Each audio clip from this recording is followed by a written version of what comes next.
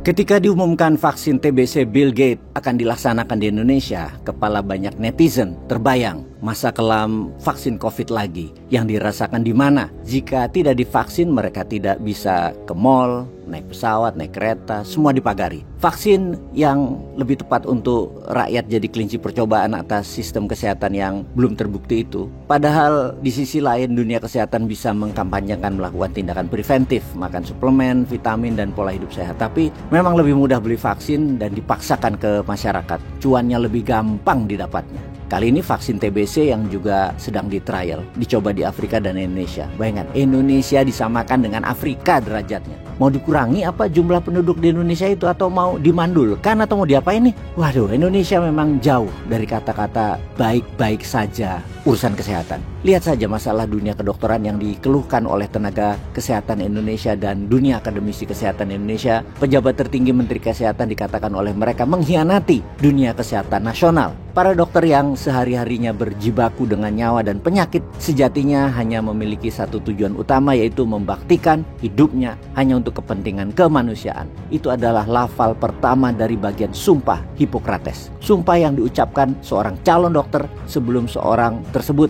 akan menjalankan profesi dokter secara resmi. Namun betapa pilunya ketika sosok yang seharusnya melindungi para dokter, yaitu Menteri Kesehatan, justru memilih untuk menyudutkan profesi dokter dan mendiskreditkan profesi medis, seolah-olah semua kegagalan kesehatan di Indonesia bermula dari sana. Efeknya merusak kepercayaan dan kehormatan dokter Indonesia di muka rakyat Indonesia. Kiranya itu yang menjadi dasar para guru besar, profesor dari berbagai perguruan tinggi turun tangan menyuarakan keprihatinannya. Dimulai dari Dewan Guru Besar UGM Jogja, pernyataan Dekan FK Unpad Bandung, aksi doa bersama di Unhas Makassar, dan yang terbaru yaitu Salemba berseru, berujung pada surat terbuka kepada Presiden Prabowo dari 158 guru besar Fakultas Kedokteran UI untuk memperhatikan sektor kesehatan di Indonesia yang tidak baik-baik saja. Sebenarnya apa dosa Pak Menkes? Di mata beliau transformasi adalah transformasi fisik, bukan transformasi manusia. Beliau membangun banyak rumah sakit vertikal baru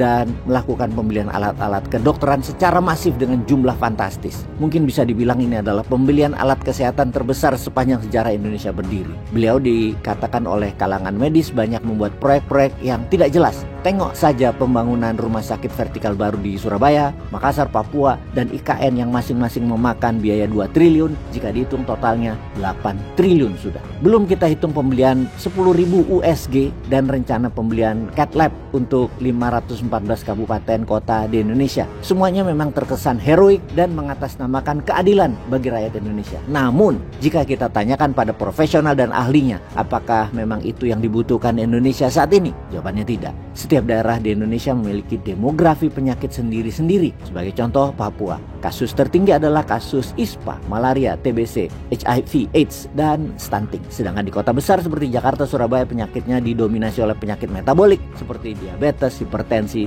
yang berujung pada serangan jantung atau stroke. Lantas, apakah bijak jika Menkes menjawab masalah di Papua? Solusinya adalah membangun rumah sakit vertikal berharga 2 triliun. Belum lagi jika kita tengok utilitas alat USG yang sudah terlanjur dibeli untuk puskesmas tidak berfungsi dan sudah banyak yang rusak karena mereka tidak tahu cara merawat alat USG ini. Lebih ironisnya, semua dana pembelian alkes, mesin, dan pembangunan rumah sakit itu menggunakan dana pinjaman sebesar 61 triliun dari Bank Dunia dan harus mulai mencicil pengembaliannya di tahun 2027 nanti. Kita tahu latar belakang Pak Menteri BGS adalah bankir, sehingga mungkin beliau mengartikan bahwa makna transformasi itu dengan mendatangkan fisik, barang, dan alat baru. Tapi sebenarnya transformasi adalah tentang perubahan manusia dan inti dari transformasi adalah kolaborasi dengan tenaga kesehatan dan akademisi. Semua harus terbangun dari mutual respect sehingga terjadi upaya kolaborasi. Malah menggunakan media dan buzzer sebagai kompor untuk berperang melawan tenaga kesehatan. Langkah ini melukai banyak pihak, Pak. Kita tanya sekarang, keputusan Pak Menteri tersebut apakah rakyat sekarang ini jadi semakin sehat? Apakah keputusan Pak Menteri membuat life ekspektansi di Indonesia makin baik? Apakah Human Development Index Indonesia meningkat? Apakah angka stunting, TBC, HIV menurun? Apakah angka kematian ibu dan anak turun? Apakah angka mortalitas akibat penyakit jantung, kanker, stroke turun akibat pendirian rumah sakit vertikal dan pembelian alat? Apakah kemampuan iptek dokter kita sudah sejajar dengan dokter di negara maju? Apakah kita sudah bisa memiliki kemandirian akan obat dan alkes? Apakah semua obat yang dibutuhkan masyarakat Indonesia sudah tersedia dan semua ditanggung BPJS Kesehatan? Semua itu adalah pertanyaan dasar yang jawabannya tidak pernah ditemukan di transformasi kesehatan yang dilakukannya. Presiden Prabowo dalam berbagai kesempatan menyampaikan ikan busuk dari kepalanya. Artinya baik buruk suatu lembaga dimulai dari pucuk pimpinannya. Dengan ribuan masalah dalam sistem pelayanan kesehatan di Indonesia yang parah saat ini, itu karena arah kebijakan pemimpin tertinggi sektor kesehatan yang salah, yang tidak menghargai para pendidik kesehatan dan tenaga kesehatan yang berjuang setiap hari untuk kesehatan masyarakat. Jika mereka itu semua, terutama para guru besar, sudah tidak dihargai, siapa lagi yang merawat negeri ini dengan sepenuh hati untuk masalah kesehatan? Peace.